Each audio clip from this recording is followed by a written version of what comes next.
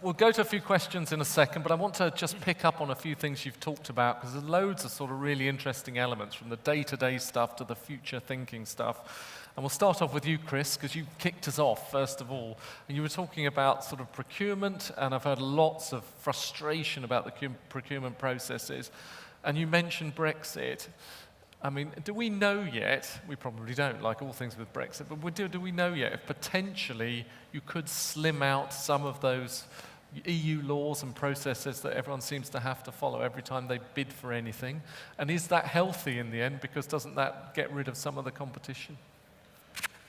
We don't know yet, because it's still in the mixing pot. All that's been said is that we'll continue with what we've got.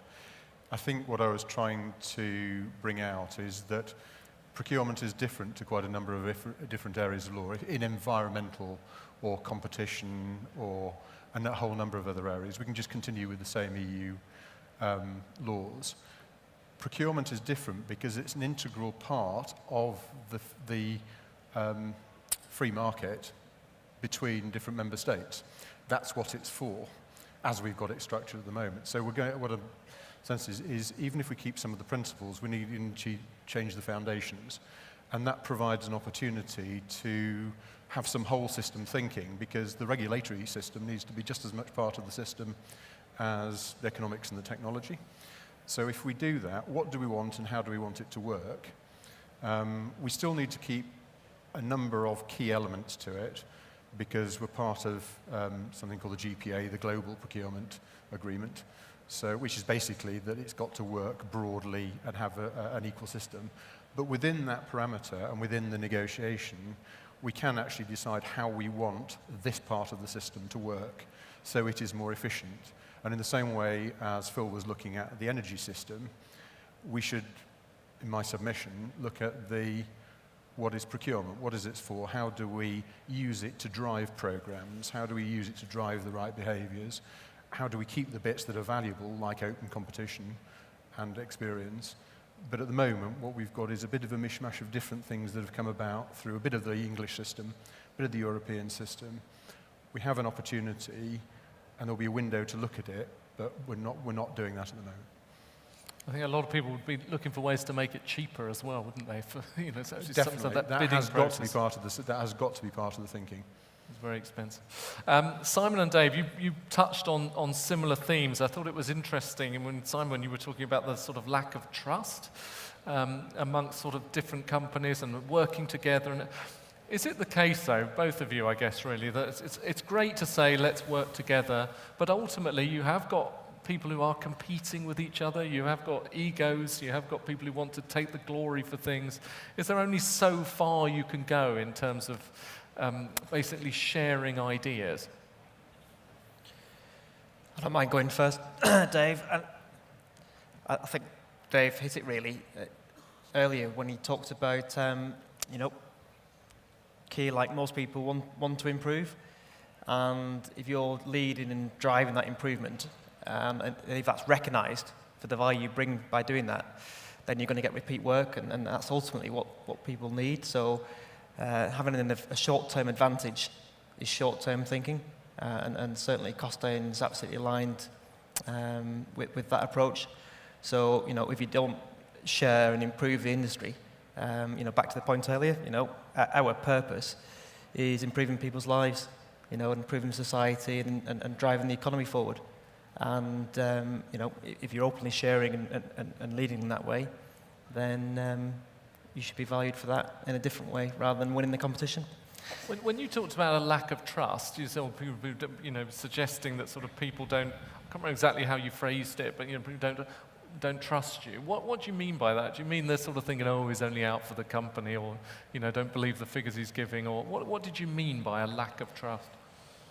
There could be a number of examples, but a common one would be, well, what's in it for the contractor? So you might be proposing something, and do people believe there's an ulterior motive? Is it about getting more blacktop down, or is it really about investing in that because that's going to make a difference, that's going to save money for the client, or improve customer experience? So it's just that sometimes that reluctance or buy-in. And we see it more so with commercial, and with all clients really. Dave, you were talking about exactly the same thing, really, in collaboration and how important it is. But, isn't there just a human instinct in there? A similar question to Simon, really, where actually you work for competitors and, you want to be the person coming up with the great idea and ultimately, getting the glory. I mean, I'm older than I care to remember, really, and I'm a non-practicing quantity surveyor, so I've worked for many companies and also got all the bad habits and battle scars that come from doing things in my way, the wrong way. Picking up on Simon's bit about the lack of trust, you earn trust.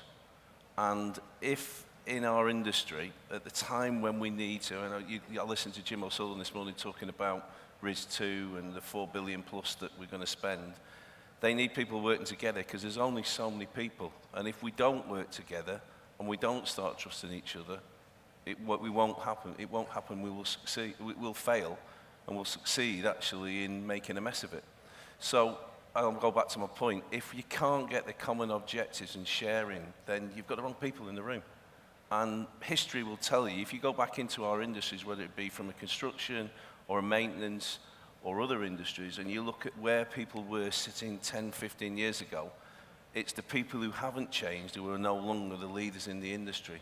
And what we should all strive to be is for every company to be a leader and a partner and a part of an alliance that delivers UK PLC's best use of the money. I mean, we're all taxpayers. I mean, I didn't see my name on the Panama Papers, so I'll take it from that. But, we've got to get the best value for UK PLC, and we've got to do things that mean and make and change people's lives and add value. And part of that includes the social value side of things, which we've got to do. And I think the more we are open and share, the better the outcomes will be. We'll be looking into how you use your private jet. It's the Lewis Hamilton loophole, isn't it? You never know. Out of interest, do you both see RIS as a real opportunity? Because suddenly there's a lot of money, there's a lot of business around, and this is a real opportunity to get this right. I personally think it's the biggest opportunity that's faced our industry in the past 20 years. And I think we forget we're partway through the first RIS, and the changes and the step changes that have come into our industry as a consequence. And I think actually the behaviours are starting to change because people have realised you can't do it the old way. Because if you do what you've always done, you'll always get what you've always got. And we've got to do things differently.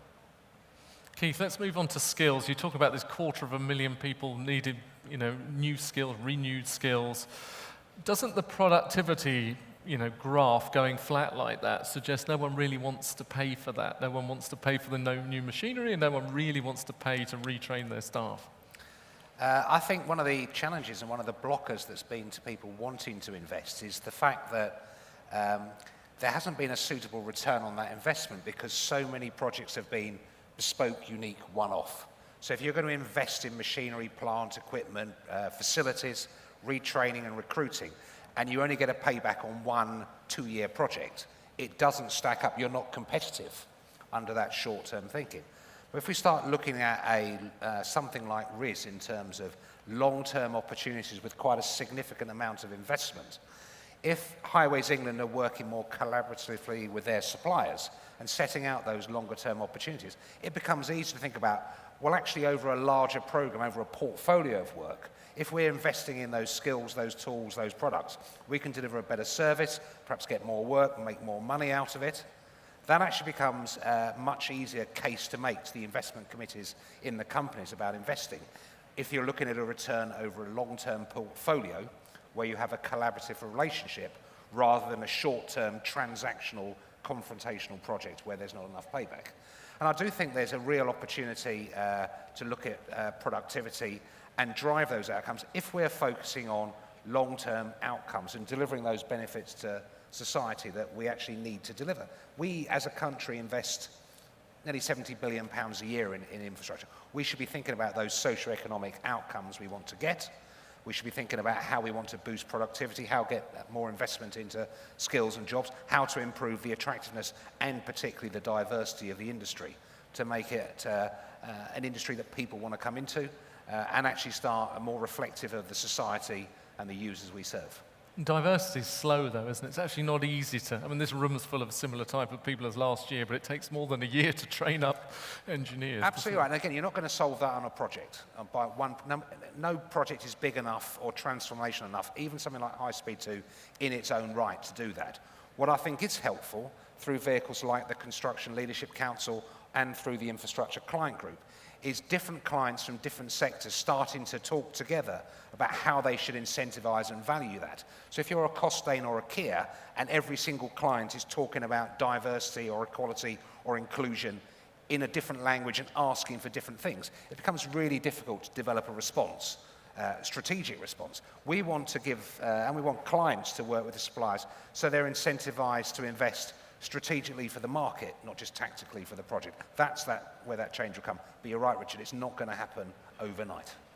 Phil, you seem to be suggesting that the future is electric, and it does look like that's the way it's going now. We were talking about hydrogen earlier, and interesting, you were saying they thought hydrogen would be the stopgap and electric would be the future. Do we see electric as the future now? And if that's the case, have we then got to build several nuclear power stations, like I keep hearing, which means you take skilled people away from building roads and Heathrow and all the rest of it? Or do we just not know what the makeup of the energy is going to be?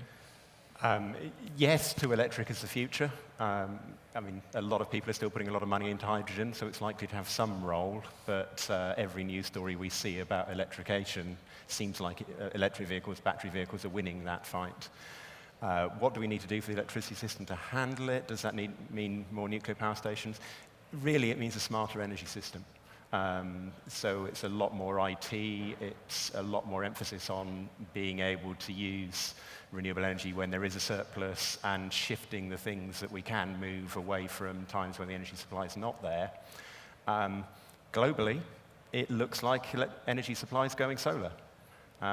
So do we really want to be building nuclear power stations where the economics don't stack up anymore, and it looks like in 10 years' time they will turn out to have been the wrong thing to do? But we're not in a very sunny place, so how do we balance that one out if the world is going to a high renewable system? As ever, predicting the future is so difficult. Has anyone got a question? If you put your hand up, we can get a microphone to you. But I'm going to put my glasses on. Couldn't see anyone out there with a quick question. Otherwise, we can round up for the day. No one wants anything? Okay, well, I think you've all raised really fascinating points. It'll be interesting to see if we're here in a year or 2 years' time, so if any progress has been made on any of these areas, or if you feel that things are improving. Interesting where it all goes. But for now, thank you all very much for your stimulating talks. Please thank the panel.